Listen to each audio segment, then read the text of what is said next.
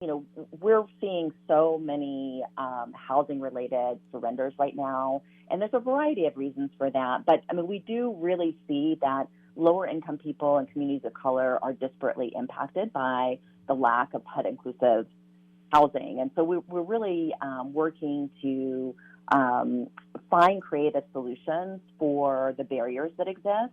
And, one of the things we're seeing, especially among renters, are, no pet policies or, significant restrictions on the types of pets. So they come in a variety of different flavors, pet deposits that may or may not be refundable at the end of the lease term, pet rent, which is a monthly charge that gets tacked on top of the rent, and then pet fees that, may be upfront or, on a regular basis that are not refundable. And in some cases, property owners are charging all three of those.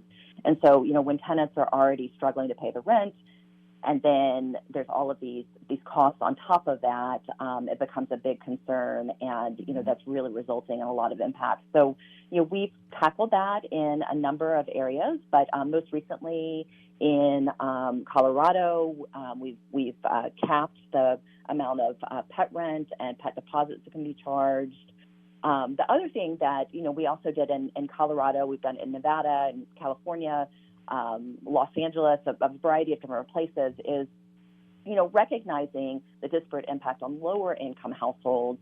We're seeing that one particularly important intervention is with state or publicly financed affordable housing. So whether it's at the state level, the federal level, the local level, when there's public funds going into a property, we want to make sure that pets don't get left out of that. For sure. And what we were seeing more and more was that, these properties were excluding pets or had significant restrictions. And so we're really working now to make sure when those public investments are made that it's not ending up impacting families negatively, impacting the shelters negatively, impacting the communities negatively. We want to make sure that that's a positive investment for everyone involved. And so in Colorado, we just passed a law, HB 25-1207, that requires all of the state financed housing to include pets. Did the same thing for supportive housing in Nevada this year. In California, all state financed affordable housing is pet friendly now. So, we're kind of just kicking off the states and hoping that we can do more of that, knowing that these public investments are really key to ensuring that we're not making a bigger impact to an already struggling shelter system, and that we're keeping the pets with their people. Very good. So good.